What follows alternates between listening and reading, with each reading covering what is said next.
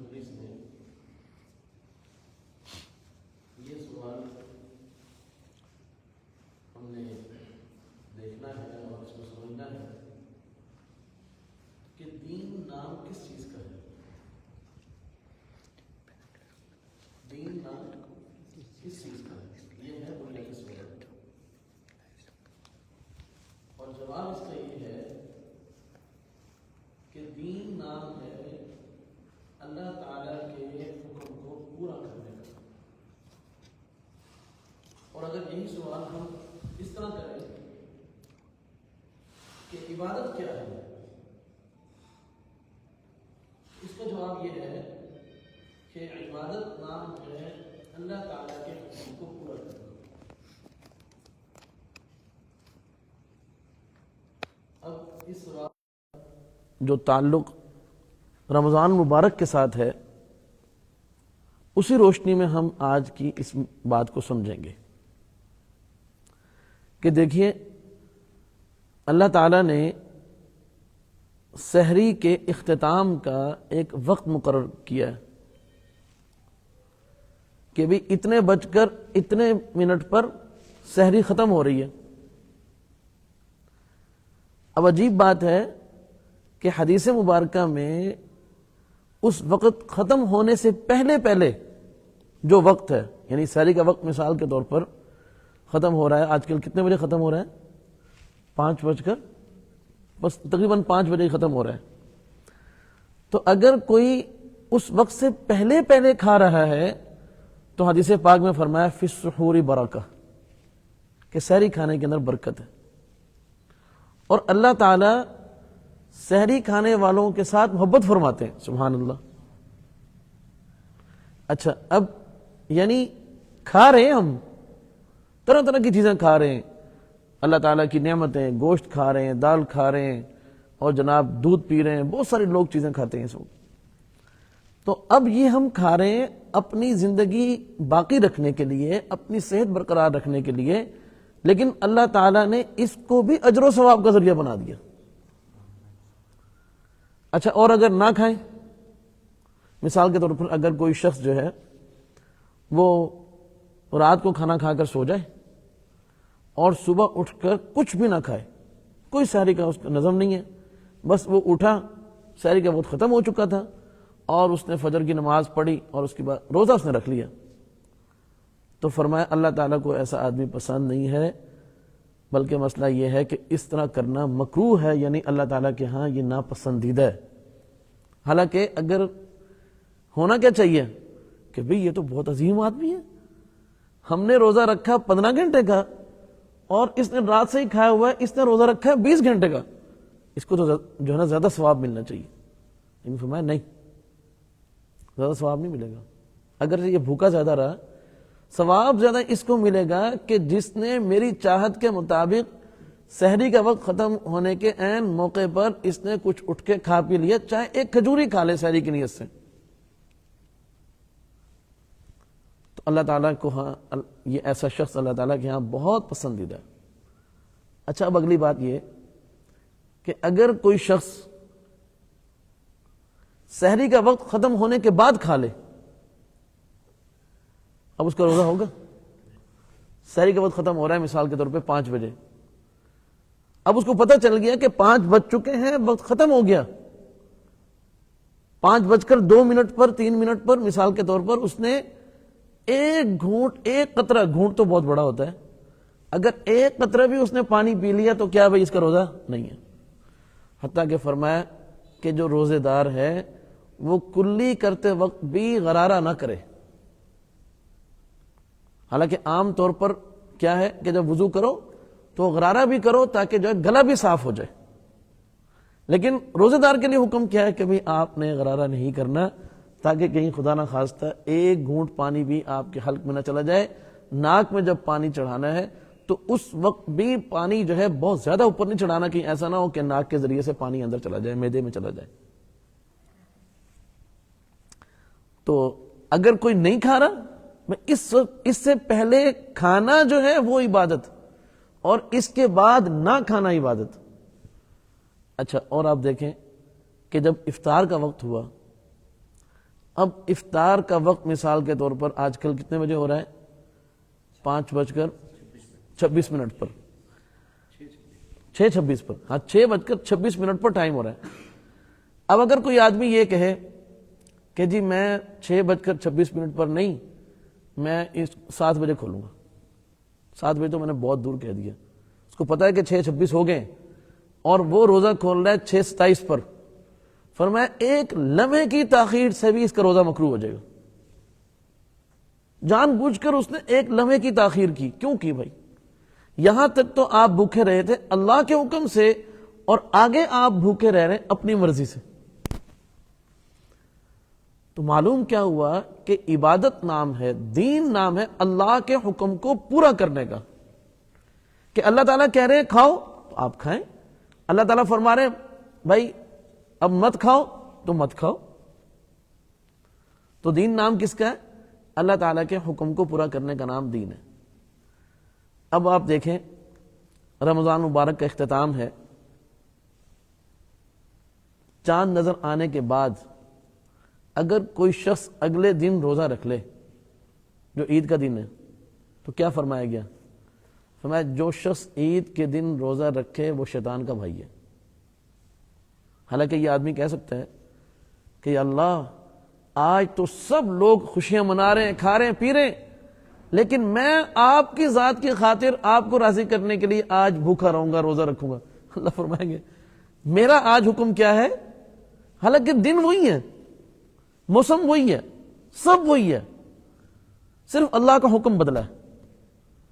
اس لیے خلاصہ یہ ہے کہ اپنی چاہت کو مٹانے کا نام دین ہے اور اللہ کے حکم کو پورا کرنے کا نام دین ہے، بس یہ خلاصہ ہے۔ اب آپ کو میں مثال دوں، آدمی کو کھانے پینے کے لیے پیسہ چاہیے نا۔ اب اگر کوئی شخص وہ پیسہ حاصل کر رہا ہے تجارت کے ذریعے سے، تو فرمایا کہ جو آدمی تاجر ہو، تاجر کیا کرتا ہے؟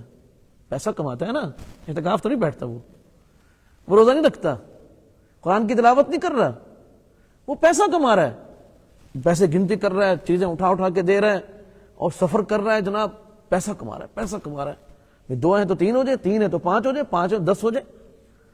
فرمایا دنیا کما رہا ہے، جس کو ہم دنیا کہتے ہیں، لیکن فرمایا کہ اگر اس کے اندر 2 صفتیں ہیں کہ وہ سچ بولنے والا ہے اور وہ امانت دار ہے، 2 صفات اگر اس کے اندر ہیں، فرمایا کہ یہ قیامت کے دن انبیاء علیہم السلام جس صفوں میں بیٹھے ہوں گے یہ تاجر بھی اسی صف پہ بیٹھا ہوگا۔ سبحان اللہ، حالانکہ دنیا کما رہا ہے۔ اب اگر کوئی شخص مثال کے طور پر یہی پیسہ ڈاکہ ڈال کے، چوری کر کے، بددیانتی کر کے، خیانت کر کے حاصل کرتے، پیسے تو وہی ہیں، لیکن فرمایا نہیں۔ اب وہ کہ جی پیسہ وصول کرنے میں تو چاہے میں یہ طریقہ اختیار کروں چاہے میں یہ طریقہ اختیار کروں، فرمایا نہیں نہیں نہیں، یہ طریقہ رب تعالیٰ کا بتایا ہوا ہے اور یہ طریقہ تو نے خود منتخب کیا ہے۔ آدمی کو اپنا جسمانی تقاضا پورا کرنا ہے، اگر فرمایا نکاح کے ذریعے سے کرو گے تو نکاح عبادت ہے، نکاح سے ہٹ کے کرو گے تو وہ بہت بڑا جرم اور گناہ ہے۔ فرق کیا ہے؟ فرق کچھ بھی نہیں، اس میں بھی جسمانی تقاضا پورا ہو رہا ہے، اس میں بھی جسمانی تقاضا پورا ہو رہا ہے، لیکن فرمایا کہ وہ رب تعالیٰ کے حکم کے مطابق ہے اور یہ رب تعالیٰ کے حکم کی مخالفت میں ہے۔ تو دین نام ہے اللہ تعالیٰ کی مرضیات کو پورا کرنا، اور اللہ کے حکم کے مقابلے میں اگر کوئی اپنی چاہت آ جائے تو اس پر عمل کرنے کا نام دین نہیں ہے۔ ایک 2 واقعات بڑے مزے کی باتیں سنا کر پھر بات مکمل کرتے ہیں۔ دیکھیں درود شریف پڑھنا ثواب کا کام ہے یا گناہ کا کام ہے؟ ذرا ہوشیار ہو کے بیٹھا کریں، خوش خوش بیٹھا کریں، ثواب کا کام ہے نا بھائی۔ اور سورہ فاتحہ پڑھنا ثواب کا کام ہے۔ اب اگر تھوڑی سی ترتیب تبدیل کرنی ہے بس، اور کچھ نہیں کرنا۔ نماز جب ہم پڑھتے ہیں تو ثنا کے بعد کیا پڑھتے ہیں؟ آپ ایسا کریں سورۃ الفاتحہ کی جگہ درود شریف پڑھ لیں، اور اتحیات میں درود شریف کی جگہ آپ سورۃ الفاتحہ پڑھ لیں۔ آپ نے کوئی غلط کام تو نہیں کیا، کوئی گالی تو نہیں دی، کوئی قصے کہانی تو نہیں سنائے نا، صرف ذرا سی ترتیب تبدیل کی ہے، ہمیں نماز نہیں ہوئی۔ حالانکہ آپ کیا پڑھ رہے ہیں؟ نماز ہی کی چیز ہے۔ چیز کس کی ہے؟ نماز ہی کی ہے، صرف آپ نے ذرا سی ترتیب تبدیل کی ہے کہ سورۃ الفاتحہ کی جگہ درود شریف پڑھ لیا، درود شریف کی جگہ سورۃ الفاتحہ پڑھ لی، فرمایا نماز نہیں ہوئی، دوبارہ نماز پڑھو۔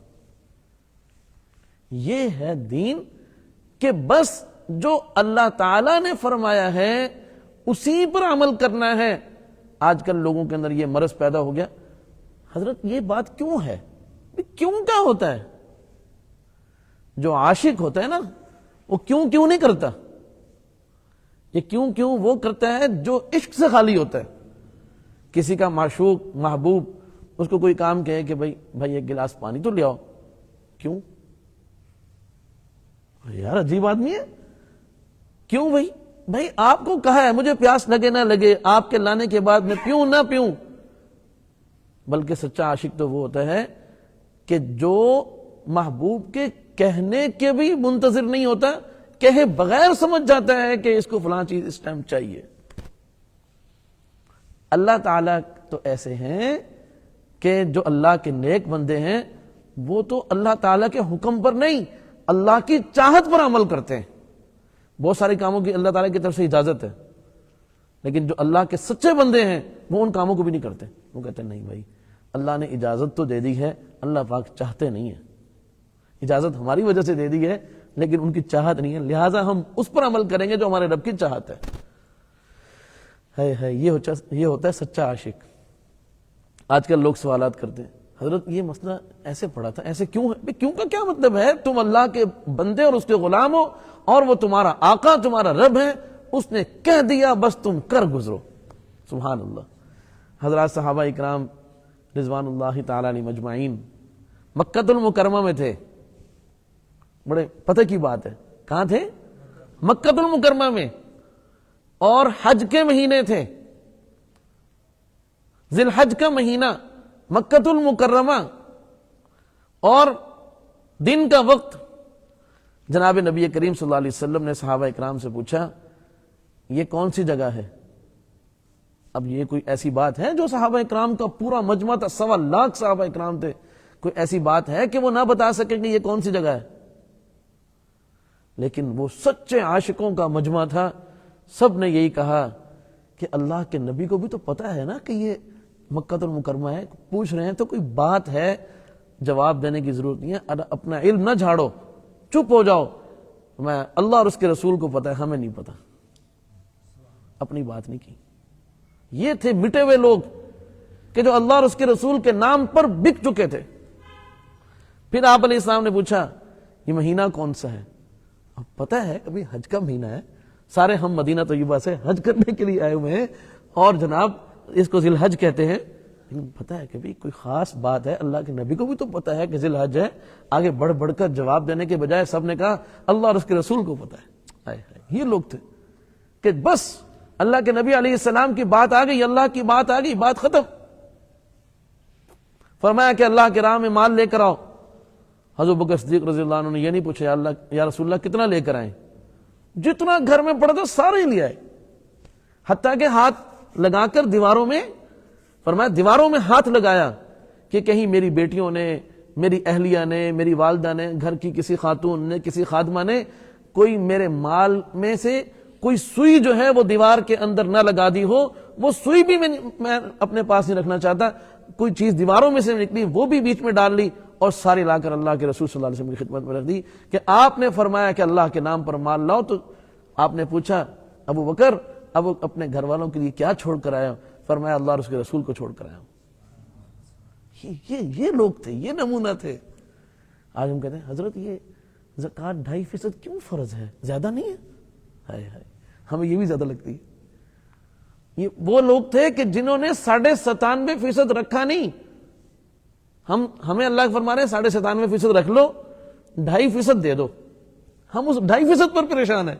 حالانکہ جہاں زکوٰۃ کا حکم ہے نا، وہاں یہ نہیں فرمایا کہ اپنے مال میں سے زکوٰۃ نکالو۔ کیا نہیں فرمایا؟ یا کچھ بولا تو کرو، سارے صوفی میرے پاس جمع ہو گئے ہیں کہ اپنے مال میں سے کیا نکالو؟ زکوٰۃ نکالو۔ یہ نہیں فرمایا، بلکہ یہ فرمایا کہ میرے دیے ہوئے مال میں سے نکالو۔ اللہ اکبر، دیا میں نے ہے۔ اچھا پھر اللہ پاک اگر یہ 2.5% لے رہے ہیں، فائدہ کس کا ہے؟ فرمایا یہ مال پاک ہو جائے گا، اس مال کی حفاظت ہو جائے گی. 3 فائدے ہیں.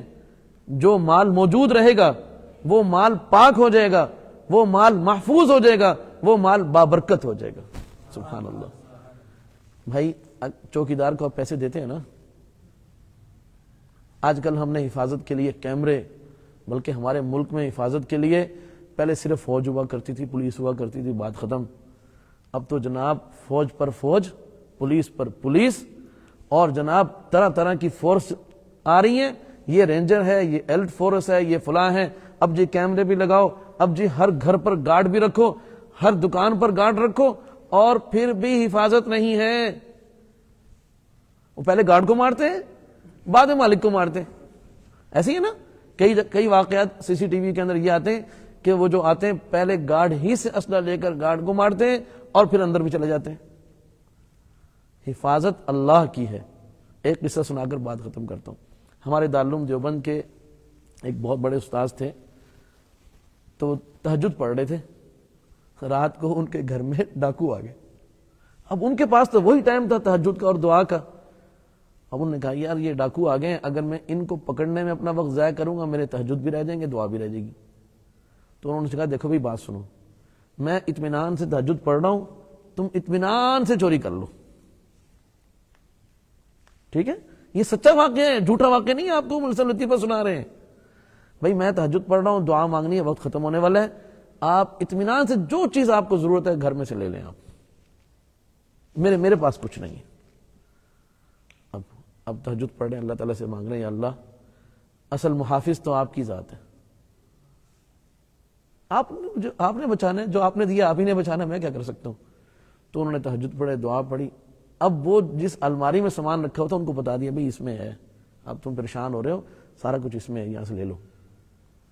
ان سے وہ تالا ہی نہیں کھل رہا. کہہ رہے ہیں اچھا بھائی تم آرام سے کھول لو, میں نماز پڑھنے جا رہا ہوں. خود مسجد چلے گئے, گھر ان کے حوالے کر دیا, جو آپ لوگوں نے نکالنا ہے نکال لو. واپس آگے سارا سامان ویسے کا ویسے ہی پڑا رہا, ان سے وہ الماری ہی نہیں کھلی. یہ لوگ تھے کہ جنہوں نے اصل محافظ کو پکڑا تھا, اور وہ اللہ کی ذات ہے. ہمارے مفتی محمد حسن صاحب لاہور والے دامت برکاتہم العالیہ حضرت بلوچستان سے واپس آ رہے تھے, ڈاکوؤں نے روک لیا اور گن تان لی, جو کچھ ہے نکالو. تو ڈرائیور ذرا پٹھان تھا, غصے والا تھا, پٹھان ہوتے ہی غصے والے ہیں. تو انہوں نے فوراً کہا جی, انہوں نے کہا جی پیچھے ہٹ جو ہمارے حضرت ہیں. حضرت نے فرمایا بھائی ان کو کچھ نہ کہو, میرے بھائیوں کو ضرورت ہوگی تو ایسا کرو, آپ کے پاس جو کچھ ہے وہ ان کو دے دو, اور میرے پاس جو کچھ ہے میں بھی ان کو دیتا ہوں. بھائی آپ کو اور کوئی چیز چاہیے؟ انہوں نے کہا ہمیں گاڑی بھی چاہیے, نیچے اترو. انہوں نے کہا ٹھیک ہے, میرے بھائیوں نے کہیں جانا ہوگا, ان کو گاڑی دے دو. نیچے اتر گئے, وہ گاڑی لے. انہوں نے دیکھا, انہوں نے کہا یار یہ کوئی اللہ والے لگتے ہیں, عجیب معاملہ ہے, یہ تو کچھ اور ہی نہ ہو جائے ہمارے ساتھ. اب وہ ہاتھ جوڑ کر سامنے کھڑے ہو گئے, حضرت ہمیں پتہ نہیں تھا کہ آپ ہیں, اللہ کے لیے ہمیں معاف کر دے. حضرت فرمایا نہیں, اب مجھے اللہ اور دے دے گا, آپ لے جاؤ, آپ لوگ لے جاؤ, میں نے آپ کو دیا, آپ کو ہدیہ کیا. یہ اللہ والے لوگ ہیں. ٹھیک ہے, اور ڈاکو پاؤں میں بھی بیٹھ گئے اور سارا کچھ انہوں نے حوالے کیا اور کہا کہ ہمیں اپنے ساتھ ہی لے جاؤ, ہم قیامت تک کے لیے توبہ کرتے ہیں کہ آئندہ کبھی چوری نہیں کریں گے. یہ اللہ والے, یہ ہے اصل حفاظت. پہلے زمانے میں کون سے ہمارے بڑے ماموں جی دامت برکات میں بیٹھے ہیں, پہلے زمانے میں کون سے دروازے ہوتے تھے, کون سے گیٹ ہوتے تھے, کون سے چوکیدار ہوتے تھے, کون سے گارڈ ہوتے تھے؟ اسلحہ کا کبھی کسی نے نام نہیں سنا تھا. ہمارے گاؤں دیہات کے اندر دیواریں نہیں ہوتی تھی, کمرے ہوتے تھے, دروازے بھی نہیں ہوتے تھے. کون محافظ تھا؟ اللہ کی ذات. سب لوگ آیت الکرسی پڑھ کے سوتے تھے, اللہ سے مانگ کے سوتے تھے, اللہ کو راضی کر کے سوتے تھے. یہ اصل باتیں ہیں. بس بات تھوڑی لمبی ہو گئی. اللہ تعالی ہم سب کو دین پر عمل کرنے کی توفیق عطا فرمائے. وآخر دعوانا الحمدللہ رب العالمین. الحمدللہ رب العالمین. اللہم لک الحمد کلہ ولک الشکر کلہ. اللہم لک الحمد کما ینبغی لجلال وجہک وعظیم سلطانک. اللہم صلی وسلم علی سیدنا وحبیبنا وشفیعنا مولانا محمد وعلی آلہ وصحبہ وبارک وسلم. جزا اللہ تعالی عنا سیدنا محمد ما هو اہلہ.